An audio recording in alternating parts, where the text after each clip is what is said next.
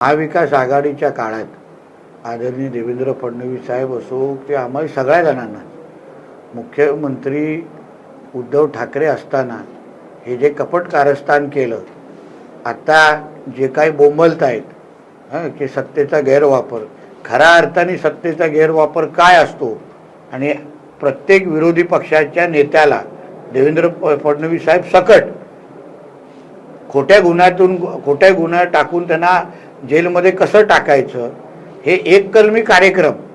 एका बाजूला करोनाच्या काळात आपल्या महाराष्ट्र अधोगतीकडे जात असताना आणि नियोजन शून्य कारभार म्हणजे उद्धव ठाकरेचा कारभार, आणि दुसऱ्या बाजूला आपल्या सगळ्या राजकीय प्रतिस्पर्धींना विरोधकांना जेलमध्ये टाकण्याचं काम हे जे काय उद्धव ठाकरेचं सरकार करत होतं त्याचा खरा बुरखा फाडण्याचं काम झालेलं आहे.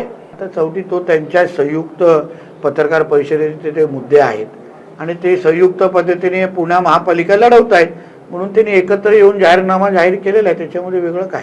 हा बंद होऊ नये आणि कोकणासाठी निकष तुम्ही वेगळे लावा हा माझा आग्रह आहे. आणि त्यामुळे मी शिक्षण मंत्री दादा भुसेजींना पत्र लिहिलेलं आहे.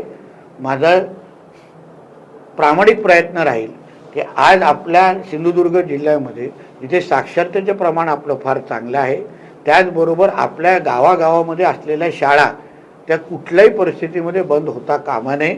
आणि शासन म्हणून काही चुकीचे निर्णय असतील किंवा चुकीची माहिती दिली गेल्या असल्यामुळे जे निकष तुम्ही मराठवाडा, पश्चिम महाराष्ट्र, विदर्भाला लावता ते तुम्ही कोकणाला लावूच शकत नाही.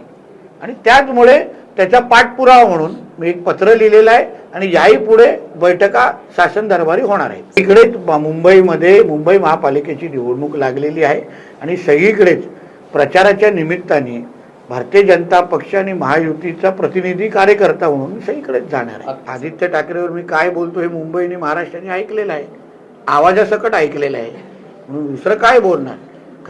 खऱ्या अर्थाने वरळी बीडीडी चाळ असेल किंवा वरळी मतदारसंघ असेल, अवघ्या 6,000 आदित्य ठाकरे निवडून आलेले आहे. 6 म्हणजे काट्यावर पास झालेला विद्यार्थी आहे. म्हणून बीडीडी चाळचा खरा प्रश्न, खऱ्या अर्थाने घरांचा प्रश्न, मराठी माणूस आणि हिंदू समाजाच्या घरांचा खऱ्या अर्थाने प्रश्न सोडवणं हे आदरणीय देवेंद्र फडणवीस साहेबांनी केलेलं आहे. आमच्या कार्यकाळामध्ये त्यांना घरं मिळालेली आहे. आदित्य ठाकरेंनी नुसतं फोटो सेशन केलेले आहेत आणि नाईट लाईफ सोडून काहीच केलेलं नाही. आणि उर्वरित काय असेल तर तिथे जाऊन काढू. एक लक्षात घ्या, डॉक्टर बाबासाहेब आंबेडकरांच्या घटनेमध्ये एक भारतीय पंतप्रधान होऊ शकतो असं लिहिलेलं आहे. जिहादी नाही, जिहाद करणारे बिलकुल नाही. आणि जो भारताचा नागरिक आहे, ज्यांनी या भारताला आपला देश स्वीकारलेला आहे, भारताच्या ध्वजाला आपला ध्वज म्हणतात, वंदे मातरम आमच्या बरोबर म्हणतात, त्याच हिंदू राष्ट्रामध्ये फक्त एक हिंदूच बनवू शकतो हेच आमच्या संविधानामध्ये लिहिलेलं आहे. आणि म्हणून मी ओवैसींना विचारेन, पहिला प्रश्न त्यांनी आम्हाला हा उत्तर द्यावं, त्यांच्यासाठी संविधान महत्वाचं आहे की कुराण महत्वाचं आहे. कारण का प्रत्येक मुसलमान समाजाचा व्यक्ती हा कुराणलाच मानतो, संविधान त्याच्यानंतर येतं. आणि कुराणमध्ये सरळ स्पष्ट लिहिलेलं आहे की जो मुसलमान आहे त्याला सोडून दुसऱ्याला मोजायचंच नाही. आणि म्हणून ओवैसीला सांगीन, जास्त संविधानाबद्दल तू थोबाड उघडू नको, नाहीतर डॉक्टर बाबासाहेब आंबेडकरांचे इस्लामबद्दल काय विचार आहेत ते आम्हाला जाहीर करायला लागतील.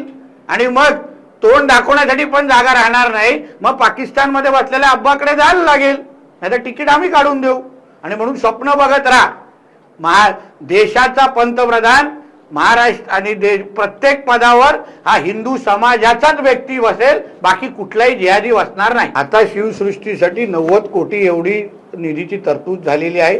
ते कुठली कामं होणार, कशी होणार या सगळ्याची माहिती दिलेली आहे. जमीन मालकाला किती मोबदला द्यायचं या संदर्भात सगळ्या गोष्टीची प्रक्रिया सुरू आहे. म्हणून लवकरच सगळ्यांच्या सूचना घेतलेल्या आहेत. आदरणीय दीपक केसरकर साहेब होते, खासदार राणे साहेबांच्या सूचना आलेल्या आहेत, आमदार निलेशजींच्या सूचना आलेल्या आहेत. आणि सगळ्या सूचनांचं पालन करून आंतरराष्ट्रीय दर्जाची शिवसृष्टी आमच्या राजकोटमध्ये बांधण्याच्या दृष्टिकोनातून आमची प्रक्रिया सुरू झालेली आहे.